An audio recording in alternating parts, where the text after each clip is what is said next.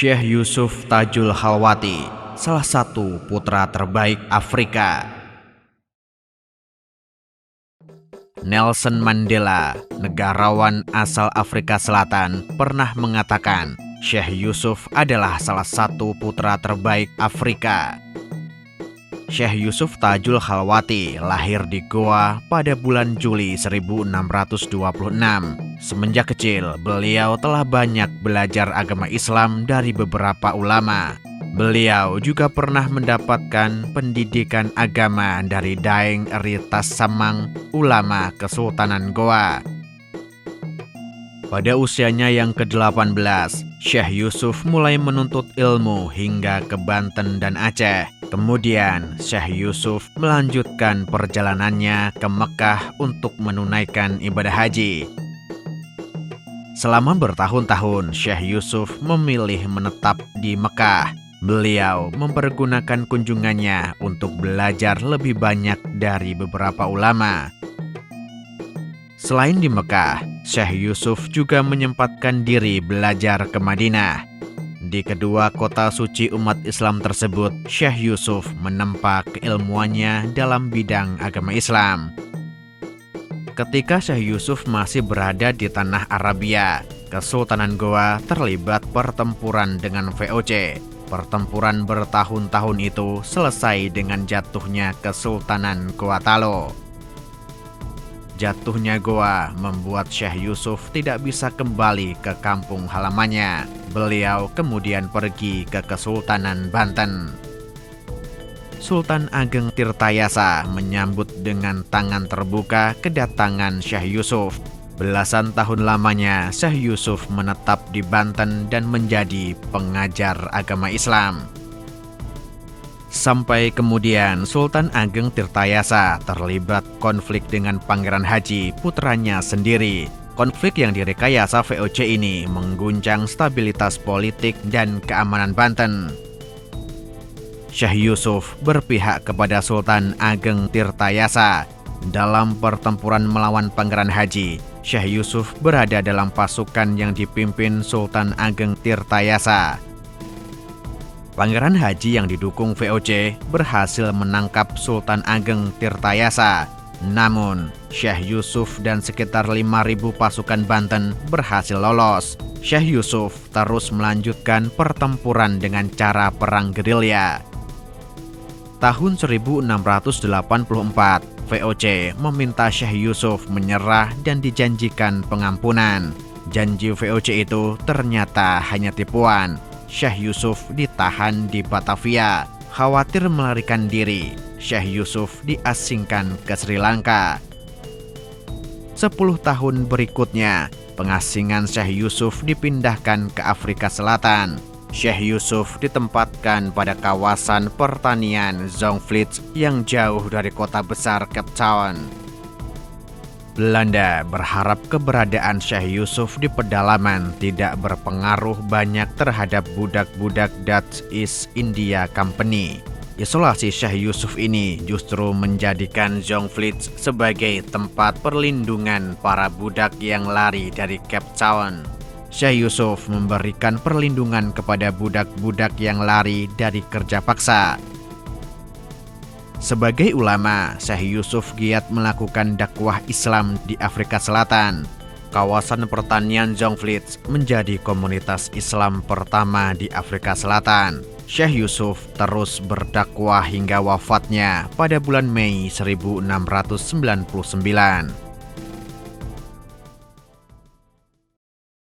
Tombolotutu, melawan hingga pergantian abad. Bulan Oktober 1898, unit-unit pasukan Belanda menyerbu kawasan Motong, Sulawesi Tengah. Pertempuran pun berlangsung hingga beberapa tahun berikutnya, melewati pergantian abad. Bukan hanya unit reguler, pasukan elit Marsose terlibat dalam penyerbuan tersebut. Belanda sepertinya menginginkan pertempuran selesai secepatnya. Motong saat itu dipimpin oleh Raja Tombolotutu. Beliau mulai memimpin kerajaan Motong pada tahun 1877 di usianya yang ke-20 tahun. Semenjak menduduki tahta, Raja Tombolo Tutu menolak kerjasama dengan Belanda. Sikap kerasnya ini kelak memaksa Belanda melancarkan operasi militer. Raja Tombolo Tutu merupakan salah satu pemimpin di Nusantara yang gagal dibujuk Belanda. Sebelum melancarkan operasi militer, Belanda telah menawarkan kontrak jangka panjang maupun kontrak jangka pendek. Tidak satupun kontrak-kontrak tersebut diterima Tombolo Tutu. Belanda yang putus asa mengirimkan pasukannya ke Sulawesi Tengah. Serangan bulan Oktober 1898 itu menjadi pertempuran pembuka antara kerajaan Motong melawan Belanda. Raja Tombolo Tutu mengerahkan seluruh potensi pasukannya menghadapi Belanda yang lebih unggul secara persenjataan. Bukan pertempuran yang mudah bagi rakyat Motong maupun Belanda. Bahkan, Belanda harus menurunkan unit pasukan elit mereka, Marsose. Unit pasukan elit Marsose sebelumnya dilibatkan oleh Belanda pada Perang Diponegoro dan Perang Aceh. Masuknya pasukan elit ini ke Motong menunjukkan beratnya pertempuran yang berkecamuk. Pertempuran terbuka berlangsung hingga 11 hari lamanya, hingga akhirnya Belanda memenangkan pertempuran. Raja Tombolo Tutu tidak patah semangat, tersingkir dari ibu kota. Raja Tombolo Tutu membawa pasukannya melancarkan perang gerilya. Hutan-hutan di kawasan Motong menjadi medan pertempuran. Raja Tombolo Tutu terus bergerak hingga ke Pulau Walea Bahe. Di pulau tersebut, Raja Tombolo Tutu mengatur ulang pasukannya dan menyusun strategi serangan. Posisi Raja Tombolo Tutu segera diketahui oleh Belanda.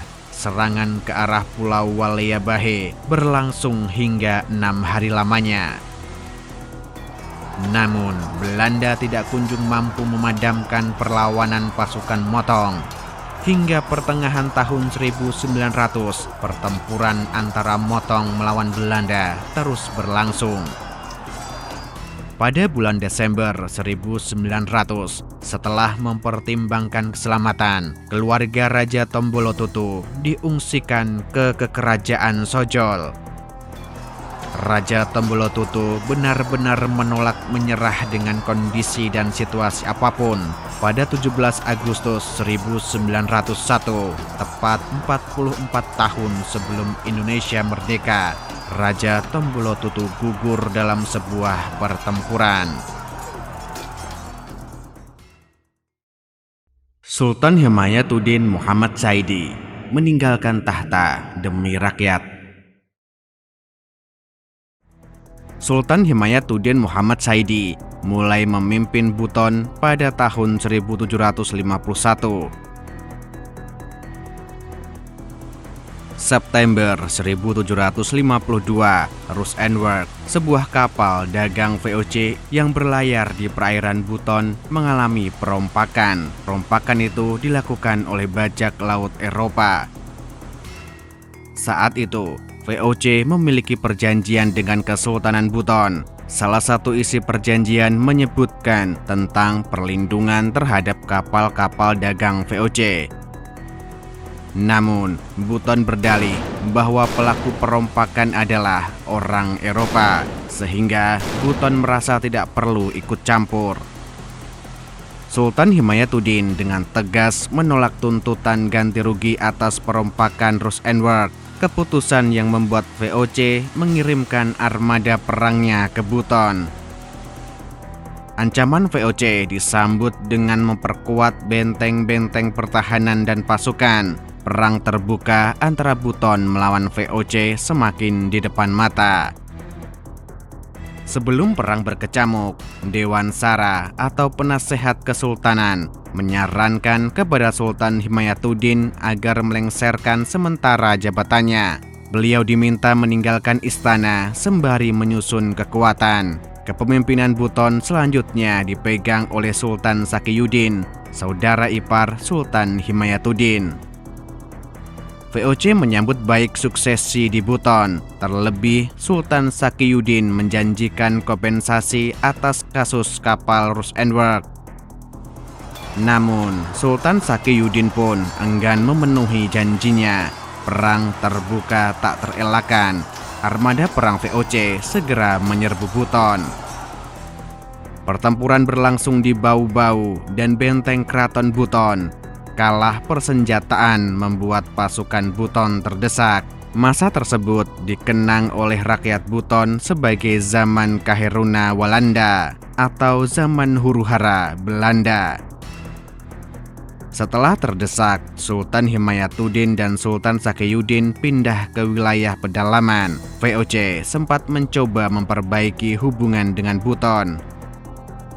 Upaya VOC itu tidak mendapat tanggapan dari Sultan Himayatuddin.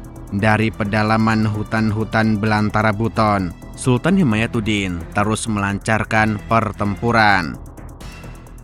Pada tahun 1760 sampai 1763, Sultan Himayatuddin sempat kembali menduduki tahta Buton.